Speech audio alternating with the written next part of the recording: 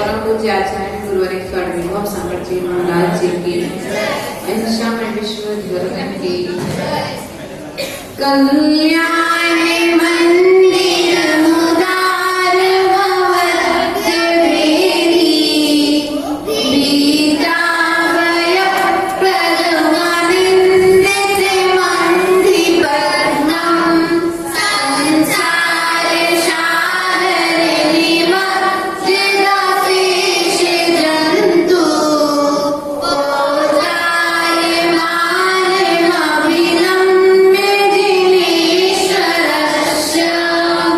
Page number निकाले 49 भो भो प्रमाद मग भूय भज द्व मेन मागत्य निर्वृत्ति पुरिम प्रति सार्थ वाहम एतन् निवेदयति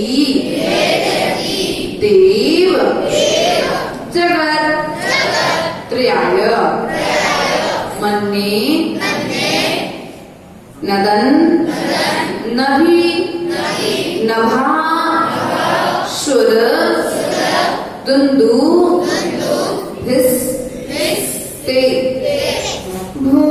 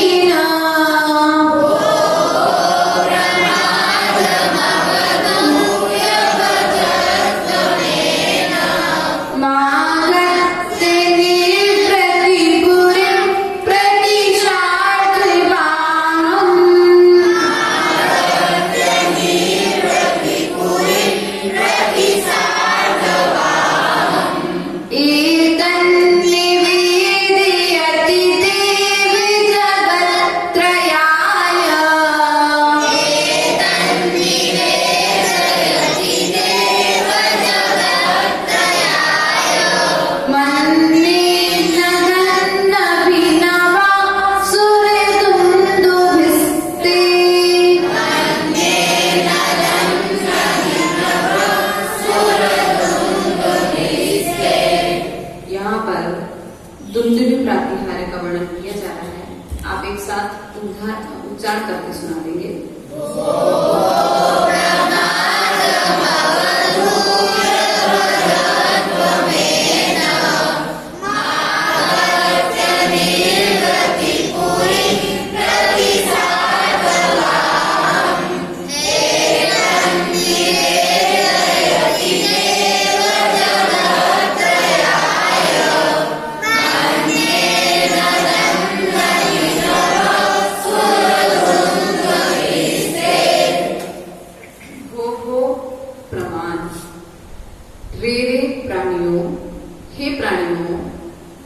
प्रमाद को तज करके, प्रमाद को छोड़ करके मागत्य निर्वृत्ति पुरिम प्रतिशार्थ वाहम।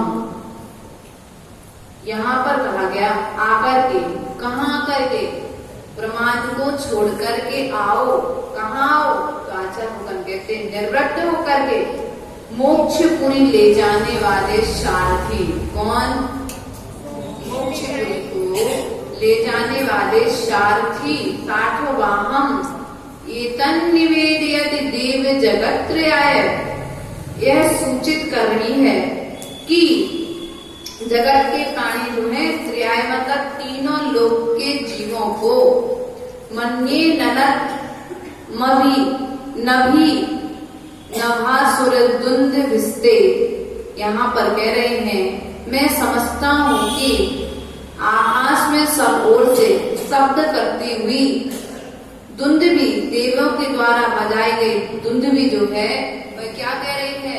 हे प्राणियों, तुम प्रमाद को छोड़ करके अर्थ भैया कहाँ चले जाते हो? आप यही रहा करो। क्या कहा गया? आप प्रमाद को छोड़ करके, इसको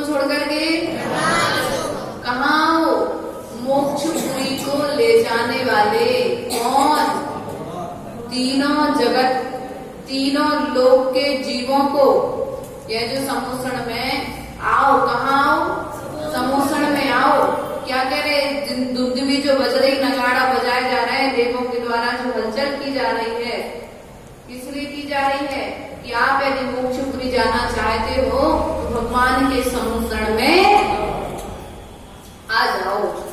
कहाँ जाओ? कहाँ आना है? भगवान के। क्यों आना है? भगवान मोक्षपुरी को ले जाने वाले हैं। मोक्षपुरी को ले जाने वाले भगवान का समूषण आया है, उनका उपदेश चल रहा है। इसलिए तुम क्या करो? प्रमाद को छोड़ दो। किसको छोड़ दो? जब तक प्रमाद को नहीं छोड़ोगे, जब तक प्रमाद को नहीं छोड़ोगे, तब तक भगवान की भक्ति, प्रमाद छूटेगा तो भक्ति प्रारंभ हो जाएगी। इस प्रकार से आचार्य भगवान यहाँ पर वर्णन कर रहे हैं कि जो आप अपने देवों के द्वारा आकाश में जो नगाड़ा बजाए जा रहे हैं, जो दिव्य ध्वनि की जो वेला चल रही है, देव दुंदुभी जो बजाई जा रही है, वह देव दुंदुभी यह संकेत दे रही है, हे प्राणियों, प्रमाद को छोड़ करके तुम समूषण में आओ। इसका कार्य, इसलिए हम आपको समूषण बुला रहे हैं क्योंकि मोक्षपुरी को ले जाने वाले भगवान का समूषण लगा हुआ है। इसलिए तुम देवों के द्वारा जो दुंदुभी बजाई जा रही है, उसका उद्देश्य यह है, मैं आप सबको बुला रही है। अपने घर के बाहर में यदि बाजा बजता है तो क्या करते? देखने के लिए चले जाते हैं। उसी प्रकार से भगवान के समूषण में पहुंच जाओ, भगवान की दिव्य ध्वनि को सुन लो तो तुम्हारा क्या हो जाएगा? लेकिन प्रमाद छोड़ करके जाना। प्रमाद छोड़ करके जाओगे तो सफलता मिलेगी। प्रमाद को साथ में लेकर के जाओगे तो सफलता मिलने वाली नहीं है। इसलिए विचार करो। यहाँ पर आचार्य भगवान अंगलेख काव्य के माध्यम से क्या कहने का प्रयास कर रहे हैं? हिंदी का मन पढ़ेंगे एक साथ में, पहले संस्कृत कर लें।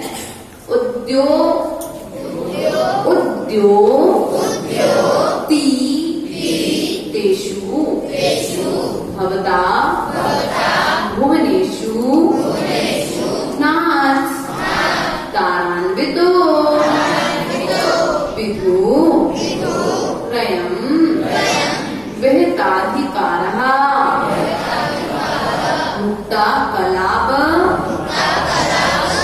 कली तोल लशी तात पत्र व्याजात त्रिधा धृत तनुर ध्रुव मभ्यु पेतः उद्योतितेषु भवता भुवनेषु नाथ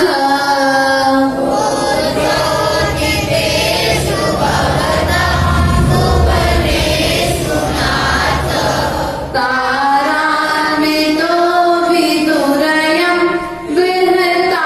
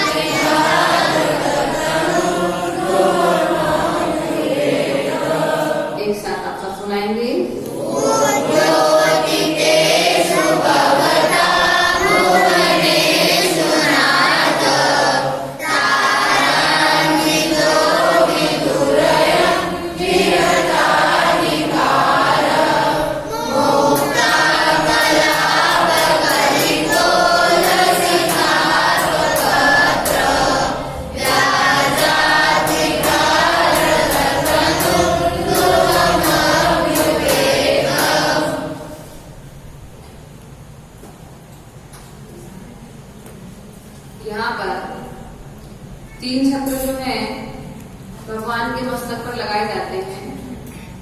वे 3 छत्र क्या उपदेश देते हैं या किस आशय को अर्थात किस अभिप्राय को लेकर के लगाए जाते हैं, उस अभिप्राय का यहाँ पर वर्णन किया जा रहा है। आचार्य भगवान कहते हैं कि आपके मस्तक पर जो 3 छत्र लगाए गए हैं, मानो वह यह उपदेश दे रहे हैं, वह यह बता रहे हैं कि आप तीनों लोक के स्वामी हैं। कौन से लोक के स्वामी हैं? आप तीनों लोक के स्वामी क्यों हैं? क्योंकि आप तीनों लोकों के जीवों के विषय में जानते हैं, अच्छा विचार करते हैं। सिद्ध भगवान तो नहीं करते, लेकिन अनंत अवस्था में तो तीनों लोक के जीवों को शांति हो, ऐसा उपदेश भगवान के द्वारा दिया गया है। इसलिए तीनों लोकों के अधिपति हैं आप, इसलिए आपके मस्तक पर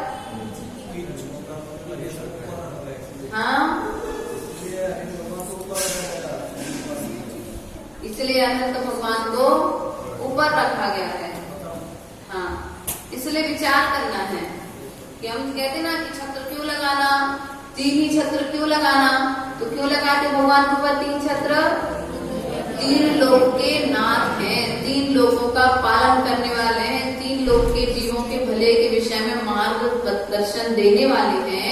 ऐसे भगवान की हम वंदना करते हैं, इसलिए भगवान के मस्तक पर 3 छत्र लगाए जाते हैं। अब यहाँ पर क्या कह रहे हैं आचार्य भगवान, उनके भावों को समझने का प्रयास करते हैं। उद्योतितेषु उद्योतितेषु, तो आचार्य भगवान यहाँ पर कहते हैं कि प्रकाशित करने वाले, प्रकाशित होने पर क्या प्रकाशित? भवता भुवनेषु, आपके द्वारा तीनों लोकों के प्रकाशित होने पर, हे नाथ, हे स्वामी, आपके द्वारा तीनों लोग प्रकाशित होने पर तारान्वितो विदुरयम् वेताधिकारा, तो यहाँ पर क्या कह रहे हैं? तारान्वित, ताराओं से वेष्टित। कौन? विदुरयम्,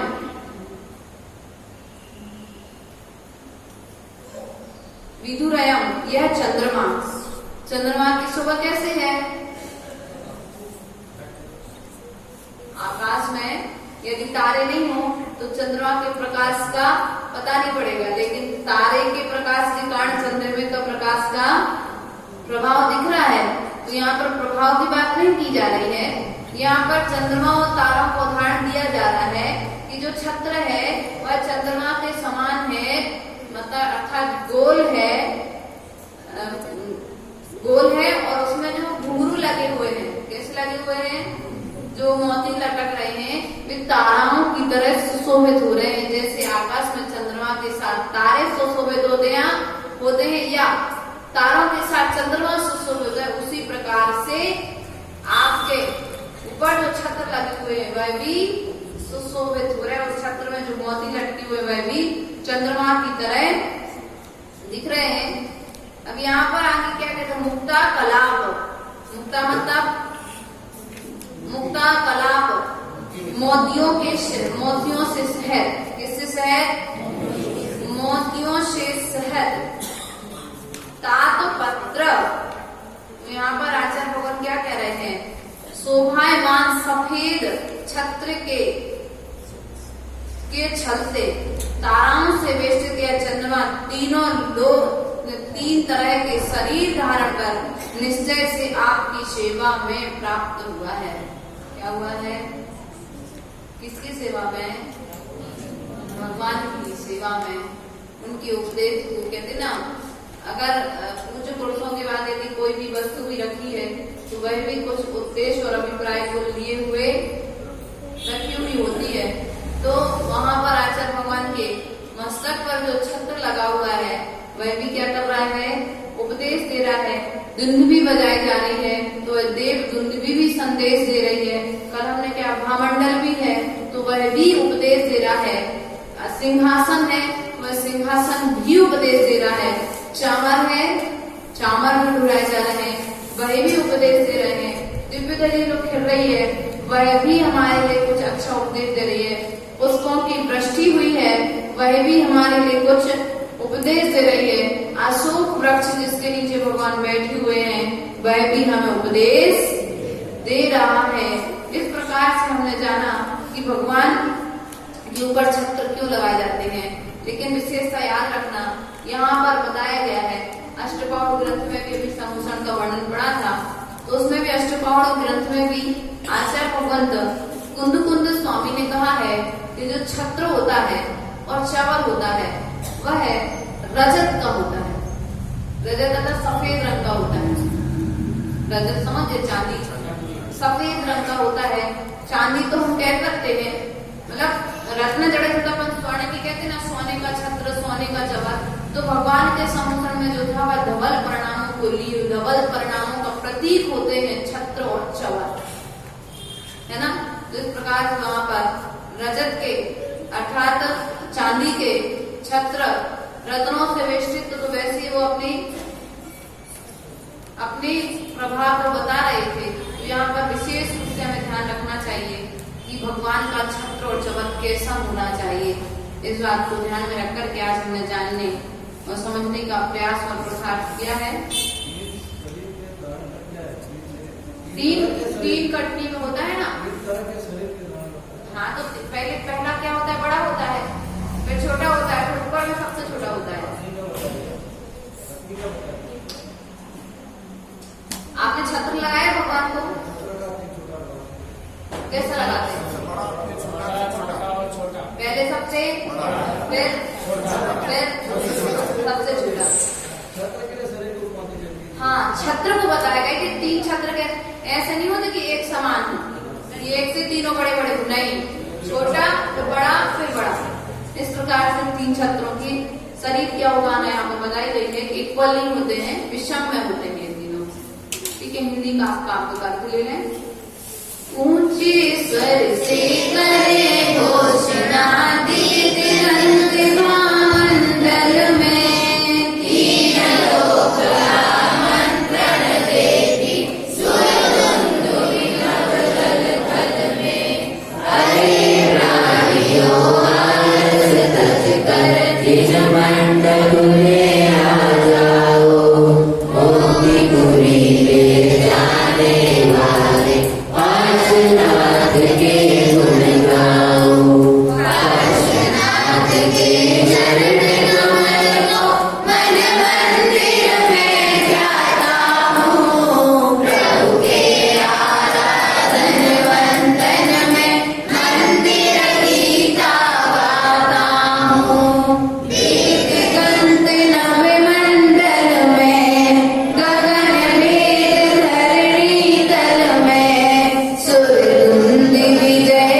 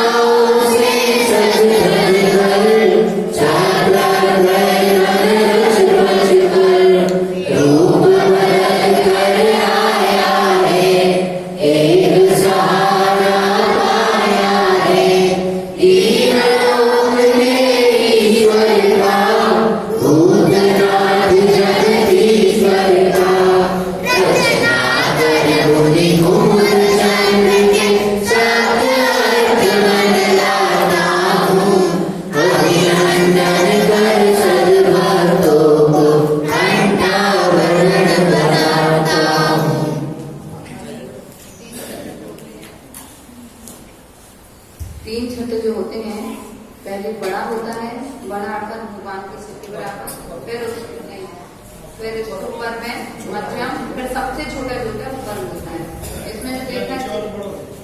इसमें जो देखना आप सुनो, इसमें जो चित्र बना हुआ है, सुनो सुनो, इसमें चित्र बना हुआ, उसको चित्र को देखो आप गौर से थोड़ा सा, नीचे बड़ा हुआ उसमें। तो संसार कैसा है?